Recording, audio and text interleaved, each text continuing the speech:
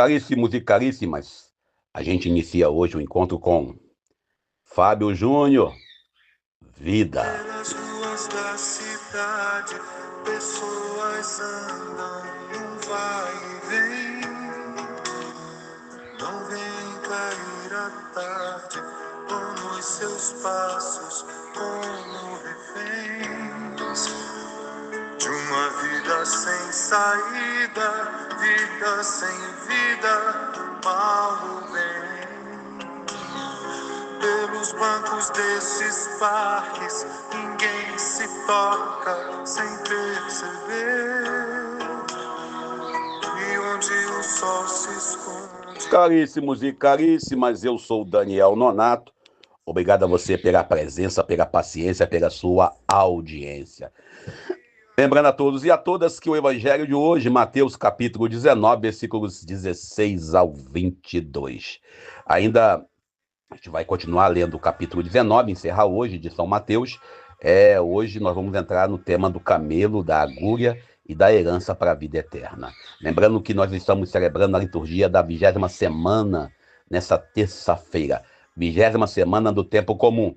E ontem nós tivemos a reunião do presidente da Ucrânia, juntamente com o presidente estadunidense, e recordando que a Ucrânia está, em alguns tanques, carregando a bandeira estadunidense nos seus tanques, até porque não existe essa ideia de bom moço dos Estados Unidos em ajudar alguém. Por exemplo, quando ele fala na ditadura brasileira, que não existe, ou quando ele fala da falta de direitos humanos no Brasil, ele está automaticamente tendo criar um monstro, ou fantasiar um monstro, para dizer, olha, minha decisão é por causa disso. Ele sempre tenta, aí o Trump tem essa marca, de tentar criar um monstro para justificar a sua posição. Por exemplo, recentemente, ele lá nos Estados Unidos, na capital, ele criou a ideia de uma insegurança na capital dele para poder fazer o que está fazendo, ou seja, botar tanques de guerra, etc. e tal, na capital. É só para você analisar, usando relatórios de fake news, como também, no caso do Brasil, ele cita com relatórios de fake news. O indignado porque o governador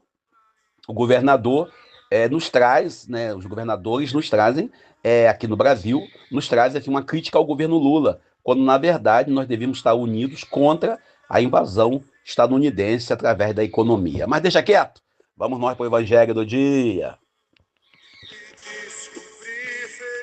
Logo após o episódio do jovem rico.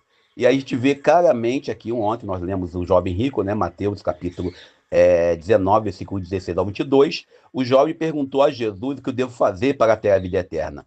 E recebe uma resposta que desafia todos os nossos apegos.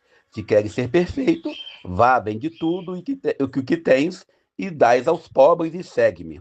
Então, esse estrondo do jovem rico entra nesse contexto do evangelho de hoje. E aí Jesus traz para a gente, com todas as letras, que é difícil um rico entrar no reino dos céus. O camelo e a agulha não são apenas imagens exóticas, são símbolos do impossível, conciliar o apego à riqueza com o seguimento de Cristo. E como Jeremias já alertava, aqueles que acumulam injustamente e não cuidam dos órfãos, da viúva, vive uma ilusão perigosa. Mas, olhando aí no contexto ainda teológico, mas o impossível para o homem torna-se possível para Deus. A salvação não se compra, não se negocia, é dom gratuito e graça. Para a salvação de Deus, não existe a tal meritocracia do mundo. Nos evangelhos sinóticos, Marcos, Lucas, nós temos aí um reforço do espanto dos discípulos que promete aqui abandonar a família, a casa, por amor ao Cristo. Recebe 100 vezes mais, herda a vida eterna. Mas atenção, não se trata de riqueza material. O 100 vezes mais é fraternidade, partilha, cuidado mútuo, como na primeira comunidade cristã. Atos 2:42, os cristãos havia tudo em comum, onde ninguém dizia que era dono de alguma coisa e também não havia entre eles necessitados. E ainda olhando o nosso apego às riquezas, revela com todo respeito nossos medos, o nosso ego, nossa ilusão de controle. Aí a gente lembra claramente que precisamos compreender essa sombra que carregamos. Jesus quando cita o camelo e a agulha, nos chama a abrir mão do eu e do meu e a confiar plenamente em Deus.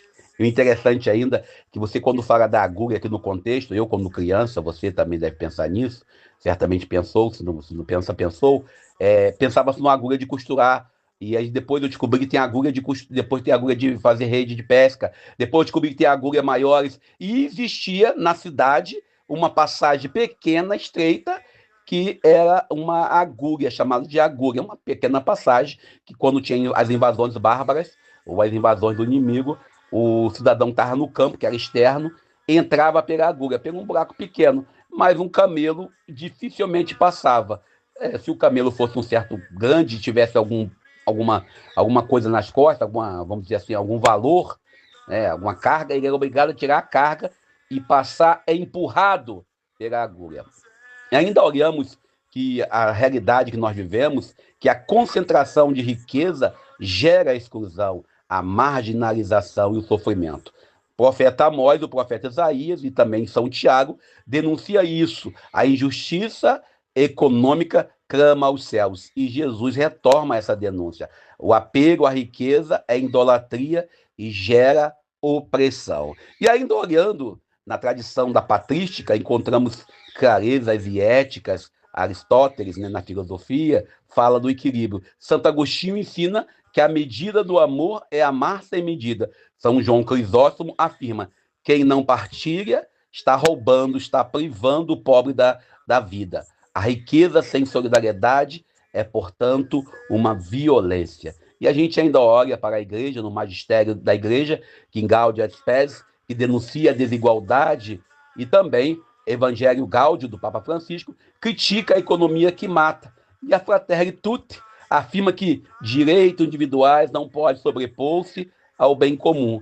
E ainda olhando para as conferências da América Latina, Medellín, Puebla e Aparecida, que reforçam de forma muito ampla a opção preferencial pelos pobres, a fé não é otimismo, é força transformadora da realidade. E aí temos que aprender que somos seres de relações, seres que trabalham em comunhão e no coletivo. O individualismo e a teologia da prosperidade negam isso. Jesus nos lembra: os últimos serão os primeiros e os primeiros serão os últimos. A lógica do reino inverte hierarquia e restitui a dignidade a todos os invisíveis. E aí a gente lembra claramente que no contexto histórico vivemos os contrastes dos impérios e os contrastes da própria igreja, preocupada em acumular. Como um bispo disse, agora temos dinheiro para poder investir, usar o dinheiro para trabalhar por nós.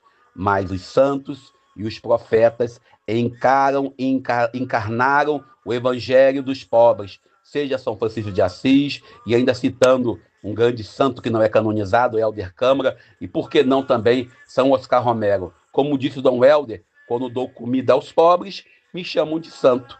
Quando pergunto por que eles são pobres, me chamam de comunista. E agora? Nós temos que responder ao convite de Jesus. Quais são os camelos que nós carregamos em nossos corações? Que segurança nos impede de atravessar a agulha do reino? E quais são as estruturas sociais, eclesiais, individuais que precisam ser desfeitas para que a vida eterna floresça já no presente? Que seguir Jesus é partilha, é solidariedade, mas também é compromisso para a vida eterna e para a vida inteira. Que possamos ouvir essa palavra e ousar atravessar essa agulha. Que possamos nos desfazer das nossas riquezas, seja elas a riqueza de dinheiro, a riqueza financeira, mas também o orgulho que muitas das vezes nos leva ao inferno. Que possamos ser fiéis a seu amor, hoje e sempre. Deus nos abençoe e nos ajude. Mais um dia. Eu sou Daniel Nonato. Uma vida sem saída, vida sem vida, mal ou bem. Pelos bancos desses parques, ninguém se toca sem perceber. E onde o sol se esconde, o horizonte tenta dizer que há sempre um novo dia, cada dia cada